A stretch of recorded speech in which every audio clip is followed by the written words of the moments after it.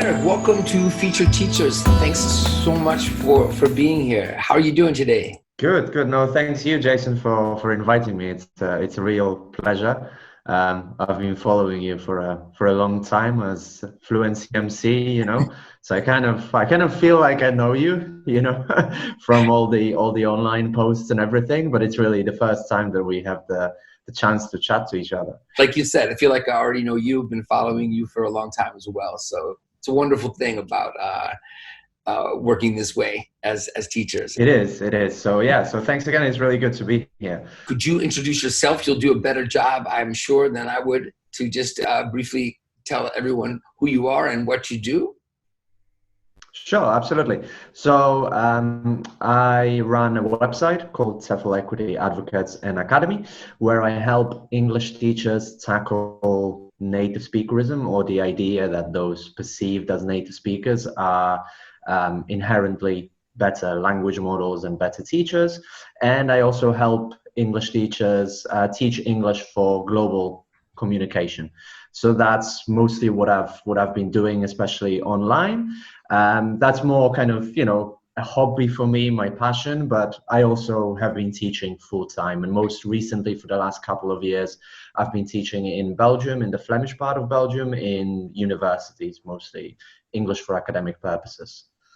At what point in your career as an English teacher did you decide to become active in this way of raising awareness about issues that non-native speaker teachers were having, getting hired in jobs? I know that that's just one part of it, but was that the first thing you started to do, was advocate on behalf of non-native teachers that way in terms of jobs, or is that just what I'm remembering? Yeah, no, that's the first thing. So it kind of came into two bursts of kind of venting my fury and anger. The first one, I think, if I remember right, was in about 2011, and I was working for a school in Spain, and then I applied for another school within that same chain, and I was, explicitly told that I can't get the job because they're only looking for native speakers. And that's when it was the first time really that I realized that there was so much prejudice against non-native speakers. And at that time, what I decided to do, interestingly enough, I was encouraged by a native speaker colleague to do that. He really insisted I should not let it go, that this is not right, and you should do something about it. So I decided to write an article for EL Gazette, English Language Gazette. Some of you perhaps are familiar with it. And that's kind of where it ended. I wrote that article. I think I wrote one blog post, but I didn't really know anything about blogging, and then I stopped. But these things just kind of continued happening to me. I continued to be kind of refused, turned down for jobs explicitly because I was a non-native speaker, right? So in the end, I think around 2013, I decided to start a blog and a website. And the reason for that as well was that it probably wasn't true, but I really felt like I was on my own. I couldn't really find anybody to kind of talk to and support me. Obviously, my colleagues around me would support me, but I couldn't find any information on the internet, whether, this is right or not, how to deal with it. And that's how I decided to start TEFL Equity Advocates. Are there other areas that are as important or also important as the job front in ELT? Yes. So I think the most obvious one is the discrimination in job, right? And this is probably your first encounter with what researchers call native speakerism. So this kind of you can think of it as sexism or racism, with the difference that it's not about someone's perceived gender, but someone's perceived belonging to a native speaker group. And those job ads are the first thing that you come across. But the more I started learning about the subject, I did a PhD as well in it at the University of York. I started to realize that it obviously, just like sexism or racism, it goes much deeper, than just the job ads. The job ads are just one facet of it and one manifestation of the whole ideology, right? But it's very much, for example, visible in how we teachers think about English language, who we consider to be the right models. It's visible in how we teach pronunciation, how we teach listening, and so on. If you want to, we can jump into more details about Definitely each of them. want But to do that. there's much more than just kind of the job ads. Do you feel that since that time, what is that, 10 years, give or take, that there has been, more tolerance, more openness, more acceptance of the idea of non-native speakers teaching English, or less? Like overall, what's your feeling in the last 10 years? I think what has definitely changed is awareness. There is much more awareness of the problem. I might be wrong, but I don't think webinars like this or podcasts on this topic were happening 10 years ago. If they were, it was probably once a year maybe. I've just in the last 2 months, I think I've done, I don't know, 5, 6 podcasts or videos or interviews with people from different organizations who want to talk about it. And not just myself, but there's a lot of other people talking about it. There's a lot of, if you go to Facebook groups, very often if somebody posts a job ad for native speakers only, very often all of a sudden a lot of teachers jump in and say, look, this isn't right, for these and these reasons. So I kind of feel like a lot of people are really aware that, look, this isn't right and we have to do something. When it comes to job opportunities for non-native speakers, it's probably difficult to generalize for the whole world whether this has changed or not. I think it really depends a lot on a country. But just to, for example, give you a specific example of, say, a country like Spain, I think more and more schools are starting to realize definitely that by sort of limiting themselves to a narrow pool of applicants who have a passport from Britain or Ireland, they're really missing out on a lot of other teachers who could be potentially great candidates. And I've recently did a study on kind of recruiters' attitudes to hiring native and non-native speaker teachers. And it definitely seems, in comparison to previous studies conducted, say, over a decade ago, there is much more openness to most schools that I managed to get into and talk to hire native and non-native speakers already. Some of them even in the majority. So there seems to be, depending on the country, but there seems to be kind of some positive changes happening. Great. And what about new media like YouTube, for example, and other ways that teachers can reach students? Do you feel like and offer different chances to be taught by people from different backgrounds, to have not just the teacher who's in the room physically be the person that's giving the input, but a teacher could bring in different people so you could hear different accents, you could be taught by different people? Do you think that has helped possibly in this cause? Because I certainly see that in what I do when I train teachers. I see teachers, for example, in Morocco, who may not always feel so confident about their English, their pronunciation in particular, but it doesn't matter because they're bringing in songs, they're bringing in video, they're bringing all these things, and they're, their talent is as these facilitators, for their students, more than it's just about, them as the individual being the only teacher. So I guess, do you feel that has made a difference? Well, I think, as a teacher, this means that you can basically bring in any accents you want to bring, any material you want to bring very, very easily. So you're not limited to, for example, a very narrow range of standard native speaker accents, which is still often the case in many published materials.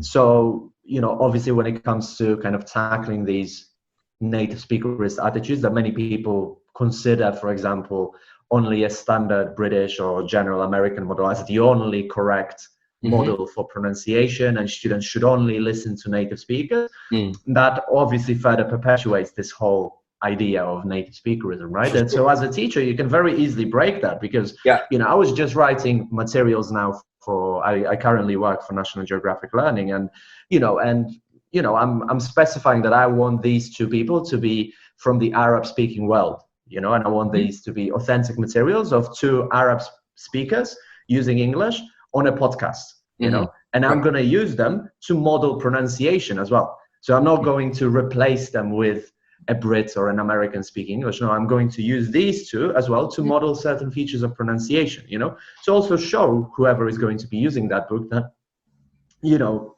as an Arab, Bolivian, Chinese, Mexican user of English, you can be also a great speaker, pronunciation model, right? It's interesting what you're saying. Also, I don't know if that's kind of related to what you said as well, but another thing that struck me when you started talking about the new media was kind of to, you know, you can really use it as a non-native speaker to try and get students and market yourself. You know, if you kind of feel that, well, you know, most clients prefer native speakers, you know, with the internet, you're no longer bound to any geographical context, right?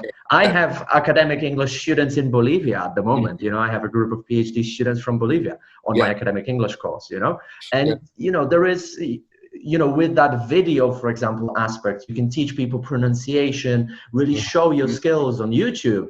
And I'm sure, you know, students will love it, you know. That's really happening on Instagram right now. So I know you're on Instagram. I don't know how many teachers you follow from in countries where they are natives.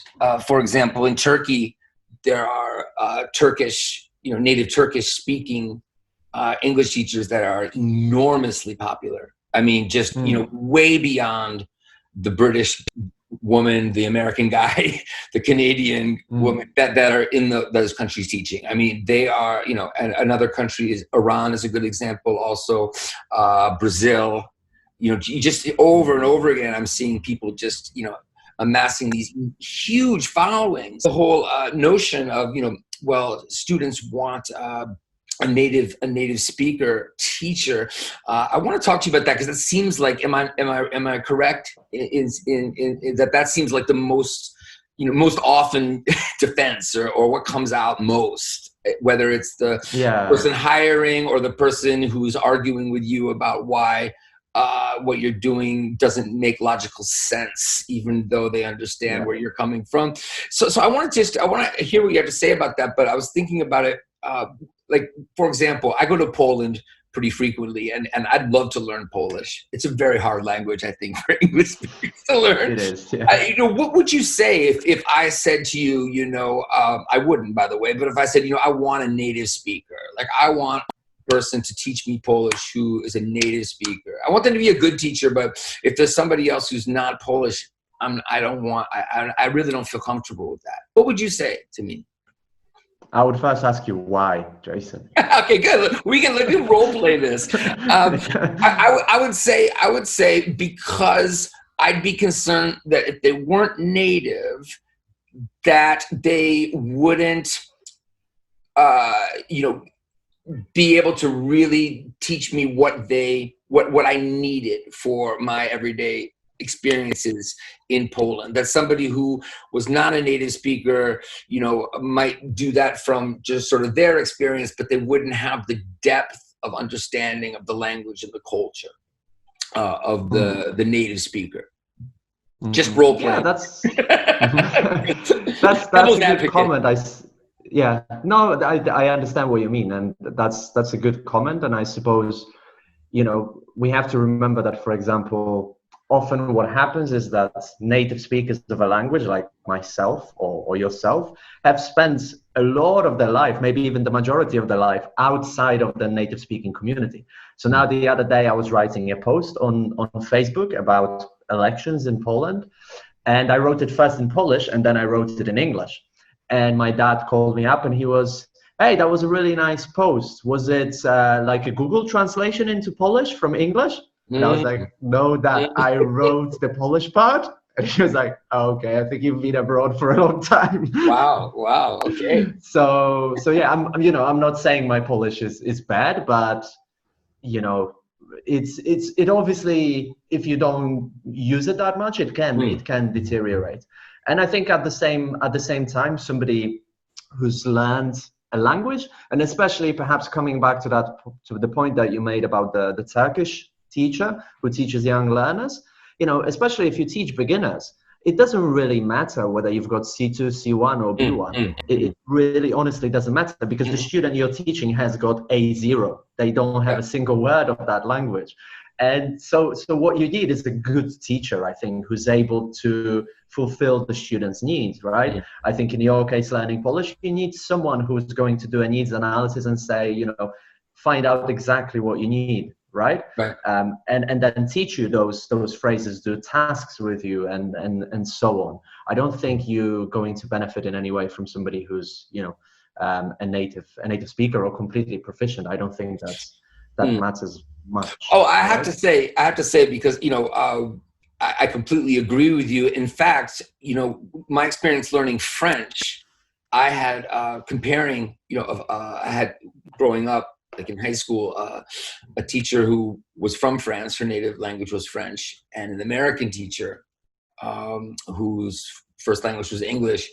And just in that experience, the American teacher was so much better, because the French teacher wasn't, you know, what I said in our little role play, that, you know, a native speaker of Polish would, you know, or a non-native speaker of Polish might only be able to help me with the language based on their experience using the language. In fact, that's what is really important to me, why I might want a non-native speaker teaching me, because my memories of these two teachers for French is the French teacher kind of missing the things that were really needed for everyday communication, and the American, because they'd gone through that experience of, you need this, and, you know, what about that? You know, I think I agree with you that I think any trained teacher is better than a non-trained teacher. I think we need to get away from this kind of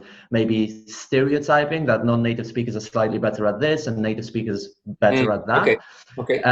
In you know, I personally feel, because, for example, they often say that non-native speakers are better at teaching grammar because we've learned the grammar and so on. To be honest with you, I haven't taught grammar in the last 5 years, because I only teach academic English, which means, you know, it's all task-based language teaching. I can't remember doing a lesson on present perfect. We deal with present perfect when it comes up in the literature review, and it's usually one sentence, because that's how it's used. This is the task, this is what you need to do, and this is the structure that you need to use, right? And so, like, what I'm trying to say is that in the past, I was able to recite grammar rules like this if you had asked me, right? Now I'm not able to do that anymore, because I haven't used them. I'm able to do other things, you know, like if you ask me for academic collocations, I can give them to you like this, because that's what I've been doing.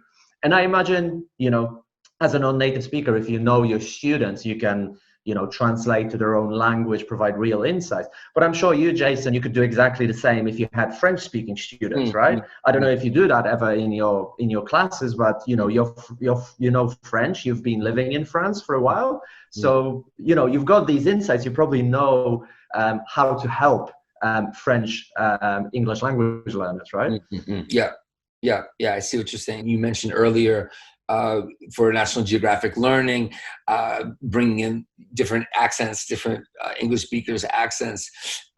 One thing that I've been hearing about with greater frequency, definitely, than in the past, meetings with people from other countries, and everyone's using English. It's actually easier for those people to communicate. The Brits were kind of lost. They felt like they needed more. So to me, it's really interesting when people are like, you know, should I learn American English or British English, or, you know, because, you know, in these cases, the native speaker really needed to learn, you know, more about how these people were using English, and that's really what most of the world now, who are people learning English as a second language, are encountering, and that's more the purpose. Yeah, no, absolutely. I mean, I think that kind of ties in with what you said about if you wanted to learn Polish. So say if you're learning a language like Polish, or I don't know, maybe Chinese, which is, you know, fairly limited to that one country, and it's spoken by this, you know, one nation, right?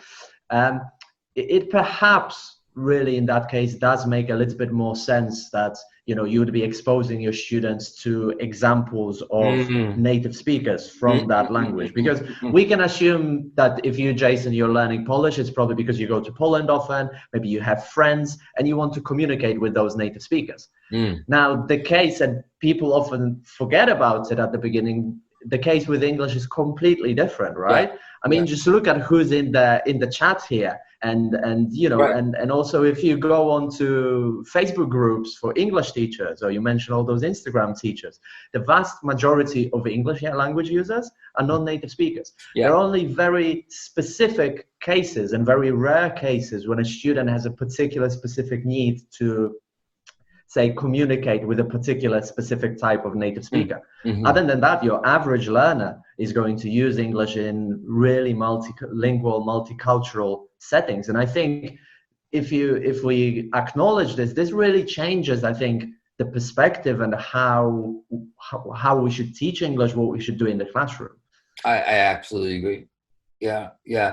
And do you think that what we're talking about now, people are starting to kind of wake up and realize, and this sort of will have a clear path towards maybe moving us away from the prejudice and the discrimination? I think, you know, it's very often, especially on the internet, it's very often easy to get lost in your little bubble of people who agree with you. My gut feeling would tell me that your average English teacher is still quite likely to feel that the students need a standard native speaker model of the language, that they should mostly listen to native speaker recordings and so on. That's just my gut feeling, but to be honest, I don't really know. But I do feel that there can be this kind of bubble, and sometimes, you know, the bubble bursts. Like, you know, you post something in a group and all of a sudden, you know, I've gotten it quite a lot, you know, that there are these people who really vehemently oppose you, you know, to the point of, you know, being insulting and so on. So I've been there with you. I've been there with you. Yeah, I know. I remember we were there together. So yeah. When I started on YouTube teaching, making videos in 2010, 2011, it was the norm to say, you know, speak like a native, you know, this is the best way to speak, and all of it was taken for granted. That's certainly not the case now, especially after what just happened. And I think that's really a really good thing, you know, that there's such a strong reaction to, like, how can you possibly say not only that people should be native, but within, you know, the native language, that there, you know, the certain dialects that are better and worse. I think there is a lot more of, you know, that awareness where people see things that are, you know, biased and they react to them, you know. There's definitely a lot more of that. I'd say that, you know, sometimes it depends. For example, today I was having a conversation with a non-native speaker teacher, and sometimes these teachers kind of send me a job ad, right, which is like native speakers only. And, you know, and I usually ask them, well, what would you like me to do with it? And they're like, well, why don't you do something about it? They tell me. And I usually say, well, but you found it. Why don't you do something about it? And this particular teacher said, well, I don't want to upset anybody, you know? Yeah. But I think you have to, you know, what I'm trying to say is that if you see those job ads, you have to, I mean, I've commented on thousands of these job ads throughout the last couple of years. And I think, you know, we all need to do that. You know, we shouldn't be kind of deferring this job to somebody else, you know, who should do that.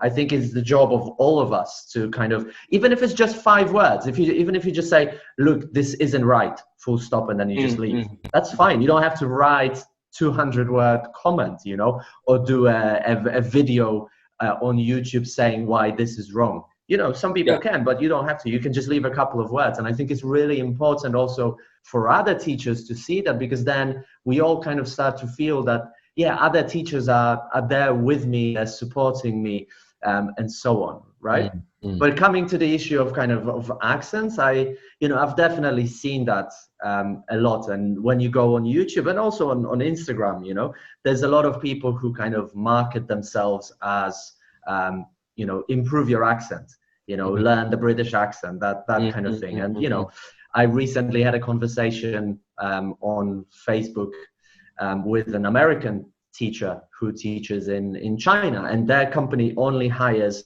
Americans, right? And he couldn't just understand why we thought it was wrong that company only hired Americans. His response was, well, the students will learn the most prestigious accent, right? Yeah. And then what we were saying, but we were like, look, don't you see that you're kind of just, perpetuating further this idea that, one accent is better than another. I'm better than you are. And, because I was born in privilege, I'm entitled to be better than you are. Yeah. He just couldn't understand it. And I think there are people like that who just don't understand it. Right. But I think if we don't react to this, if you just see a comment like this and you just kind of go like, oh no, one again, and then you just leave it, then it will continue happening. But imagine if each of you commented just once a week, spent 2 minutes of your time writing a quick comment. Imagine how many comments that would be on Facebook. And most of these people won't engage with you, or it might turn nasty and then maybe you want to leave or something. But I think it really matters, if enough people do it and take action, it's kind of, there's going to be a tipping point, where beyond, it's just going to be a snowball effect. Is there anything else you'd want to say, like that people could do to fight native speakerism on the hiring side, on the treatment of people who are hired, on the methodology of teaching, if it's more focusing on certain ways of doing it as a native teacher? Is there any other work we can be doing or ways we can help? Yeah, I mean, there is a lot on different levels and in different aspects, some of which you, for example, mentioned. So say if you own a language school or if you're responsible for hiring, I think what you need to realize as well is that one of the main reasons why your students might still be preferring a certain, what they perceive to be a native speaker is how you've been advertising your school and who you've been hiring in the past. And I think it's also really important to realize that by kind of limiting yourself to, maybe 20% of the teachers worldwide and just kind of discarding all the other CVs, you've clearly missed out on some incredible teachers over the years.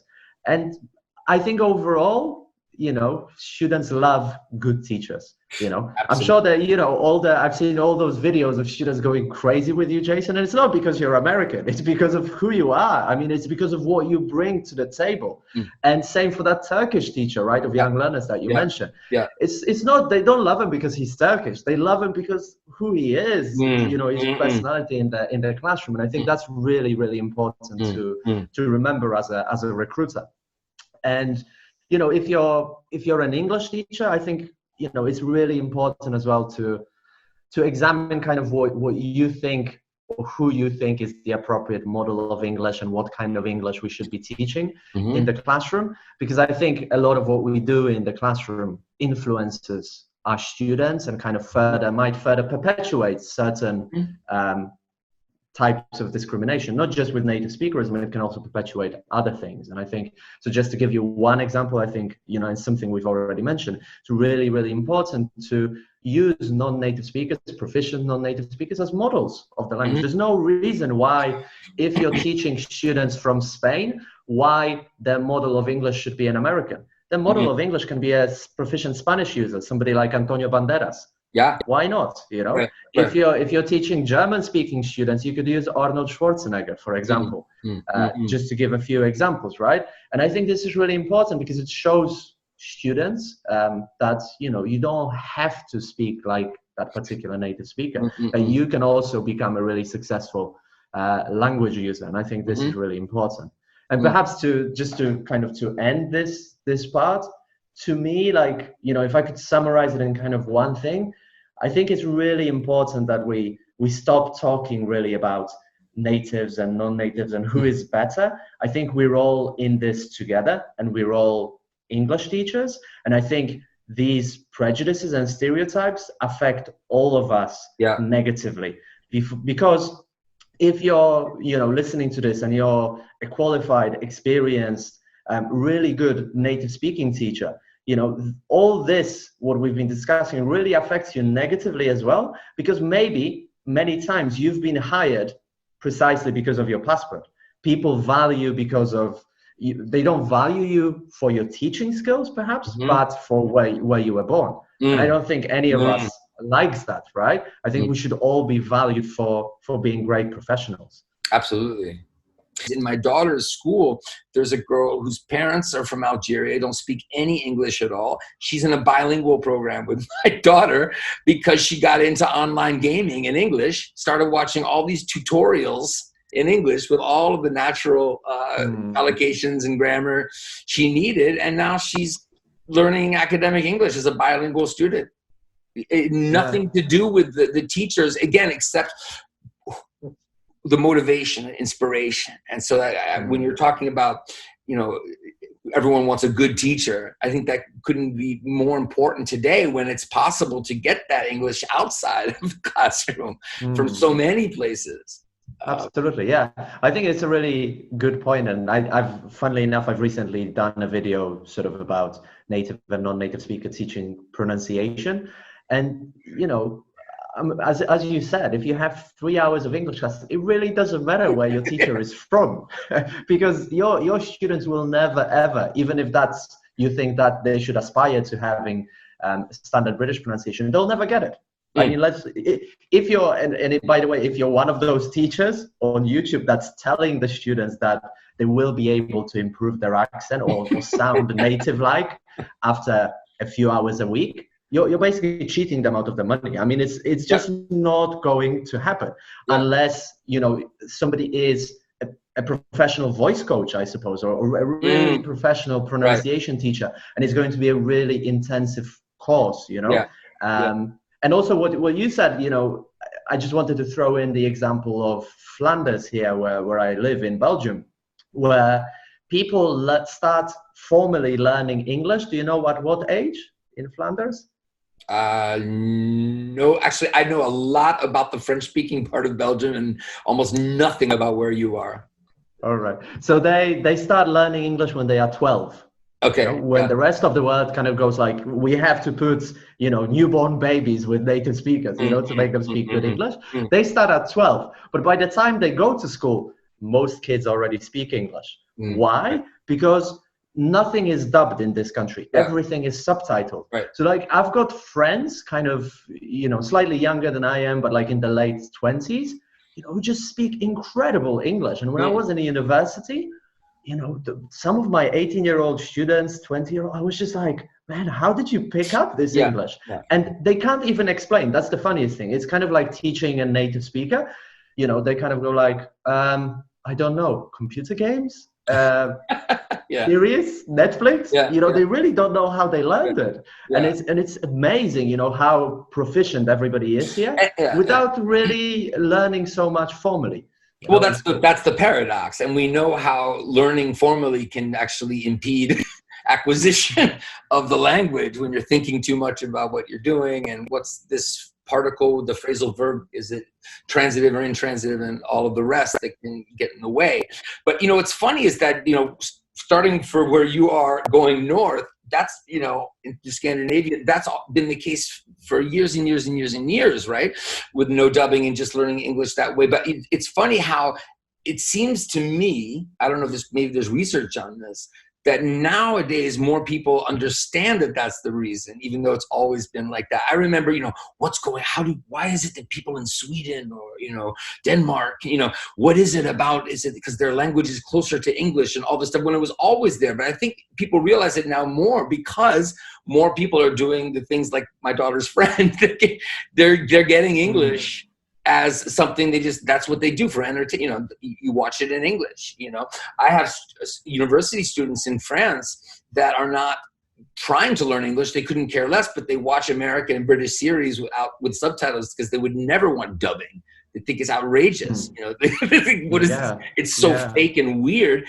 And Ben, paradoxically, they're learning English because even though they're watching with French subtitles, they're hearing the English. They're making some connections. Then they're catching that English somewhere else. Because I feel like then our work as teacher trainers is more, how to make the most inspiring teachers, how to get teachers who can facilitate, get kids, whether they're 5 years old or 12 years old or older, to get hooked on English in a way that they're getting that comprehensible input. They're getting the repetitions through things they're finding, songs, podcasts, YouTube, gamers. I think that's the whole future. I mean, we talk about in the past realia in the communicative classroom. It's like that's like reality. The real life is the point. Yeah, I don't know. I always find it funny if that people still sell that, and that they're actually able to sell this thing that I will help you get rid of your foreign accent. I mean, it's just a horror. One time I was talking to somebody, I can't remember where it was, but I kind of compared it to like, look, if you don't think there is anything wrong with telling someone they should get rid of the foreign accent and start sounding like someone, a prestigious British speaker, it's basically like telling someone that they should paint their face white. I know I'm saying something controversial, but it's exactly the same thing. Well, listening to you talk right now, and when I hear these conversations, I'm always reminded of that, of gender issue struggles, of race struggles. It's very similar. Yeah, absolutely. Do you want to keep sort of, doing what you're doing, getting more people involved in what you're doing? I assume you do, but are there other projects, other things in the future you might want to try to do? Any ideas of ways you might build upon what you've done so far? Yeah, so no, obviously I want to, my main goal is to, that hopefully at some point in the future I can close my website because it will be irrelevant completely. Yeah. That would be amazing. But yeah, I have different projects. So I recently started online courses on TEFL Equity Advocates and Academy, because I kind of feel as well that, you can only teach people so much in a short YouTube video, or even in this webinar. We scratch so many different things, but really just on the surface. We haven't really kind of got deep into any of the subjects because it's impossible, right? So that's why I started, for example, online courses, about many of the different aspects that we've spoken about: how to teach pronunciation for English as a lingua franca, how to tackle native speakerism, how to respond to these job ads for native speakers only, and so on, right? So that's one thing that I'm doing. Another thing that's, that I'm doing is writing the course book for National Geographic Learning. And the reason why I really wanted to do it is I feel that, as a course book writer, or as an editor, as a publisher, you have so much power, because you can basically influence the lives of thousands and thousands of teachers and students as well. The choice of materials that you make, the choice of accents, the choice of pronunciation models, and so on.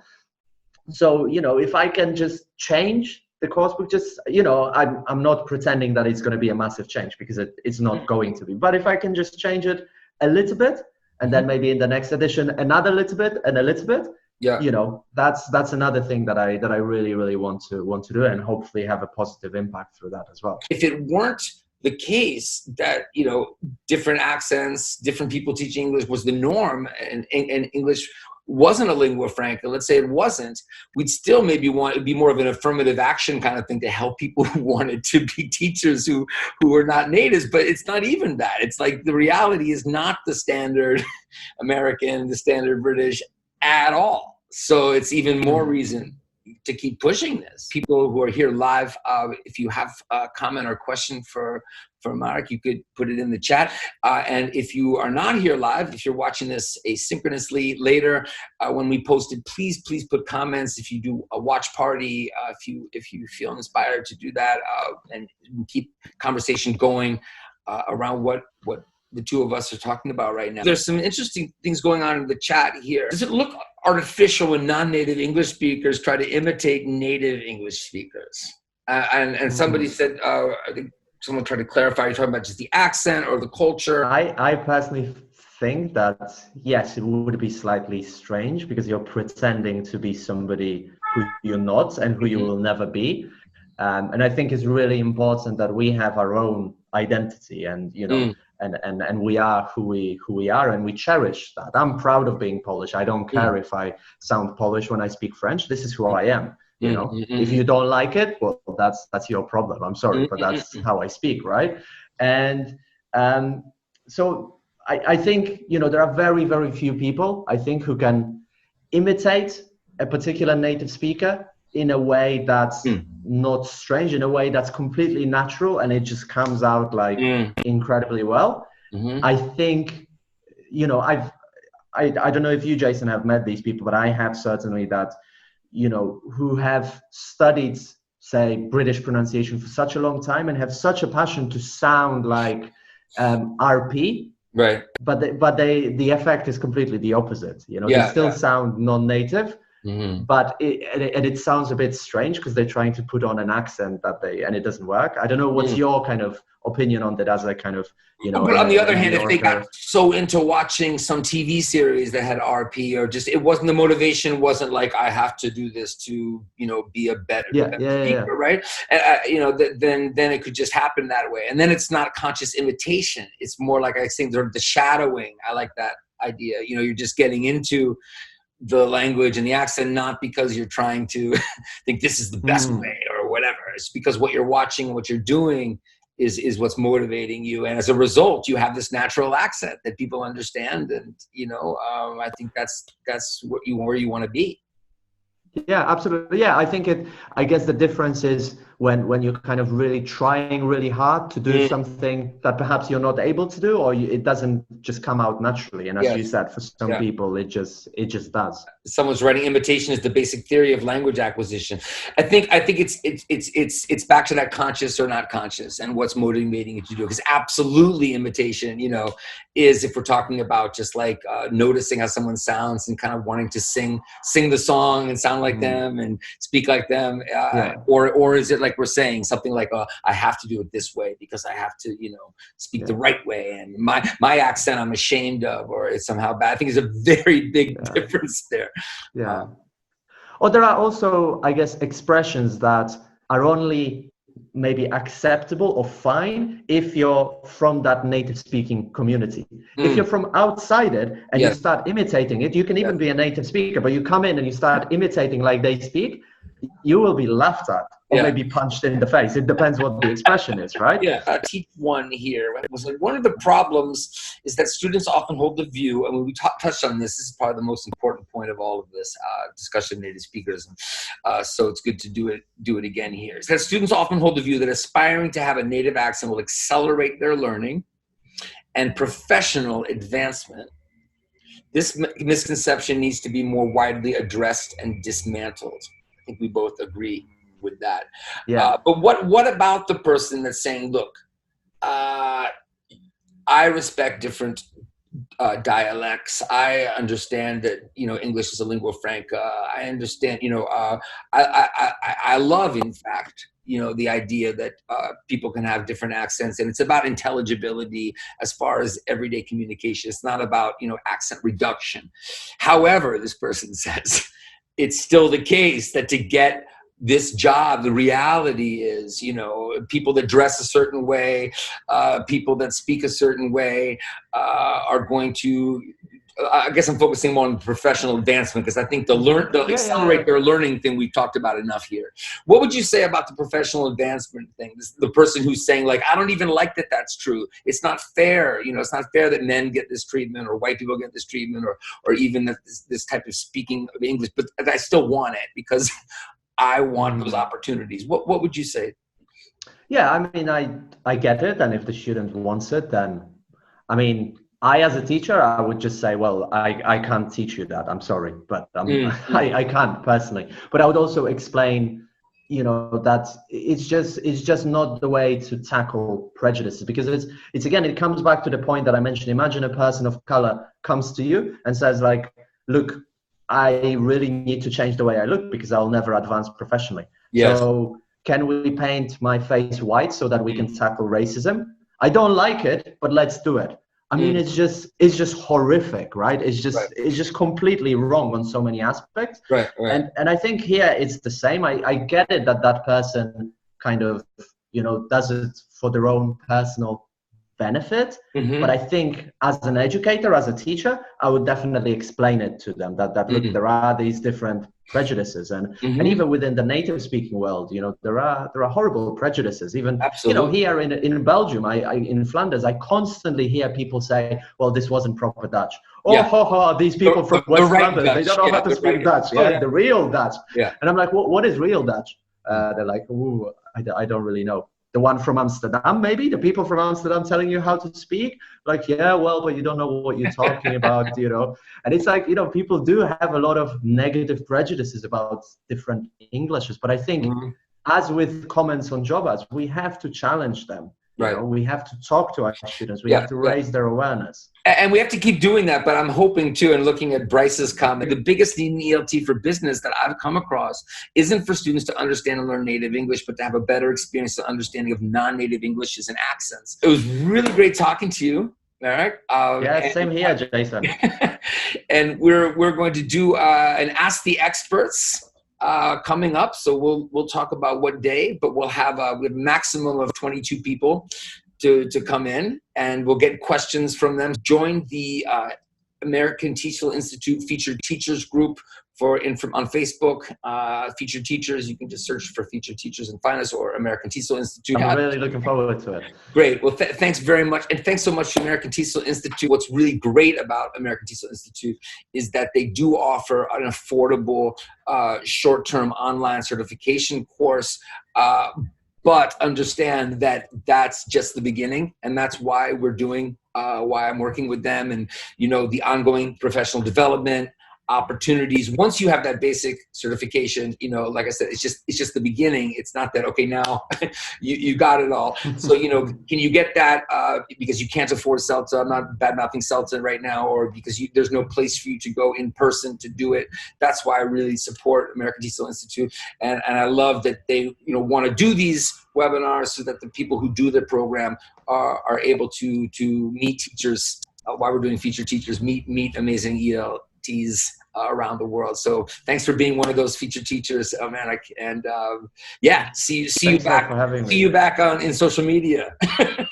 Yeah, absolutely. Thanks a lot, Jason. Okay. Thanks everyone. Thanks for being here live. Thanks for watching. Please share the video out so more of your friends and colleagues who are interested in this topic, native speakerism, can get access to the video. Take care, everyone. Bye-bye. All right. Thanks a lot. Have a great day, everyone.